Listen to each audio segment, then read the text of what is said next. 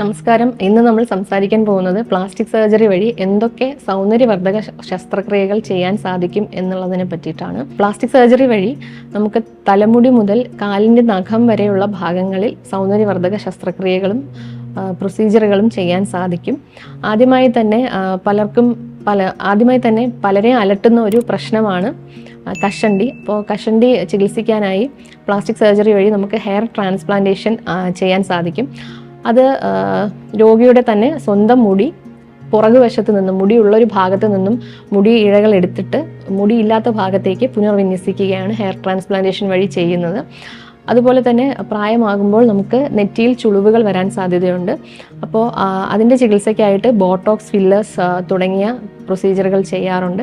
മൂക്കിൻ്റെ ഷേപ്പ് മാറ്റാനായി, മൂക്കിൻ്റെ അറ്റം കുറച്ചുകൂടിയും കൂർത്തതാക്കാനോ, മൂക്കിൻ്റെ വീതി കുറയ്ക്കാനോ, മൂക്കിൻ്റെ പാലത്തിന് പൊക്കം കൂട്ടാനോ ഒക്കെ റൈനോപ്ലാസ്റ്റി എന്നുള്ള ശസ്ത്രക്രിയയാണ് ചെയ്യുന്നത്. പുരുകത്തിൽ മുടി കുറവുള്ളവർക്ക് മൈക്രോ ബ്ലേഡിംഗ് എന്ന് പറയുന്ന ഒരു പ്രൊസീജിയർ ചെയ്യാറുണ്ട്.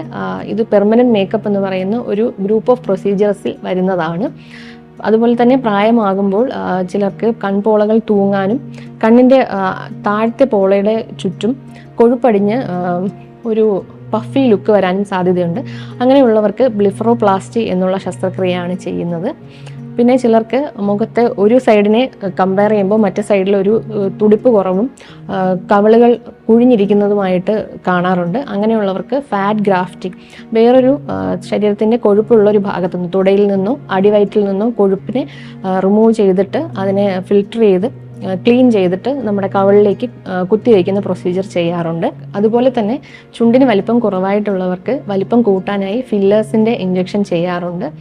പിന്നെ താടിയിൽ ചിലർക്ക് മുന്നോട്ട് ഉന്തി നിൽക്കുന്നതായി കാണാറുണ്ട്, ചിലർക്ക് താടിയിൽ ഉള്ളിലേക്ക് നിൽക്കുന്നതായിട്ട് കാണാറുണ്ട്. ഇതിൻ്റെ രണ്ടിൻ്റെയും ചികിത്സ പ്ലാസ്റ്റിക് സർജറി വഴി സാധിക്കുന്നതാണ്. താടിയിൽ ഉള്ളിലേക്ക് നിൽക്കുന്നവർക്ക് ചിൻ ഇംപ്ലാന്റ്സ് വെച്ചിട്ട് താടിയലിൻ്റെ വലിപ്പം കൂട്ടാനും, താടിയലിൻ്റെ വലിപ്പം കൂടുതലായിട്ടുള്ളവർക്ക് ഓർത്തോഗ്നാറ്റിക് സർജറി വഴി താടിയലിൻ്റെ നീളം കുറയ്ക്കാനും നമുക്ക് സാധിക്കും. സാധാരണയായി പെൺകുട്ടികൾ സെക്കൻഡ് സ്റ്റഡ് കുത്തി കാണാറുണ്ട്. അപ്പോൾ ചിലർക്കെങ്കിലും സെക്കൻഡ് സ്റ്റഡ് കുത്തുന്ന സ്ഥലത്ത് ഒരു ഉണ്ണിയപ്പത്തിൻ്റെ വലിപ്പത്തിൽ മുഴയായിട്ട് വരാറുണ്ട്. അതിനെ കീലോയിഡ് എന്നാണ് പറയുന്നത്. അങ്ങനെ ഉള്ളൊരു ടെൻഡൻസി, മുറിവുണ്ടാകുന്ന സ്ഥലത്തെല്ലാം കല തടിച്ചു വരുന്ന ടെൻഡൻസി പലർക്കും കാണാറുണ്ട്. അങ്ങനെ കീലോയിഡിൻ്റെ ചികിത്സയും പ്ലാസ്റ്റിക് സർജറി വഴിയാണ് ചെയ്യുന്നത്. അതുപോലെ തന്നെ പ്രായമാകുമ്പോൾ മുഖത്ത് ചുളിവുകൾ വീഴുകയും മുഖം തൂങ്ങിപ്പോവുകയും ചെയ്യുന്ന ഒരു അവസ്ഥ നമ്മൾ കാണാറുണ്ട്. ഇത് കറക്റ്റ് ചെയ്യാനായിട്ട് ഫേസ് ലിഫ്റ്റ് എന്ന് പറയുന്ന ഒരു സർജറി ചെയ്യാറുണ്ട്.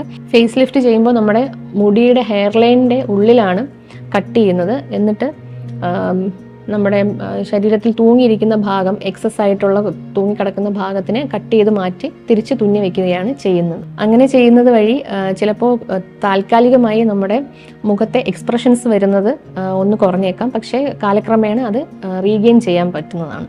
ഇതുകൂടാതെ നമ്മുടെ മുഖത്തെ ചെറിയ പാടുകൾ മാറ്റുക, അമിതമായ രോമം റിമൂവ് ചെയ്യാനായിട്ട് ലേസർ ഉപയോഗിക്കുക, കെമിക്കൽ പീൽസ് ചെയ്യുക തുടങ്ങിയവയൊക്കെ പ്ലാസ്റ്റിക് സർജറി വഴി ചെയ്യുന്ന പ്രൊസീജിയേഴ്സാണ്. അതുപോലെ തന്നെ നമ്മുടെ ശരീരത്തിൽ അനാവശ്യമായ ടാറ്റൂസ് വരുന്നത് നീക്കം ചെയ്യുക. ഇപ്പോൾ ചിലപ്പോൾ ഒരാളുടെ പേര് എഴുതി വയ്ക്കുന്നുണ്ടാവും. ഒരു 3 മാസം കഴിഞ്ഞ് നമുക്ക് ആ ആളോട് ഇഷ്ടക്കുറവ് തോന്നുമ്പോൾ അത് മാറ്റണം എന്നുണ്ടെങ്കിൽ അത് റിമൂവ് ചെയ്യാനും, അങ്ങനെയുള്ള ടാറ്റൂസ് റിമൂവ് ചെയ്യാനും നമുക്ക് പ്ലാസ്റ്റിക് സർജറി വഴി സാധിക്കുന്നതാണ്.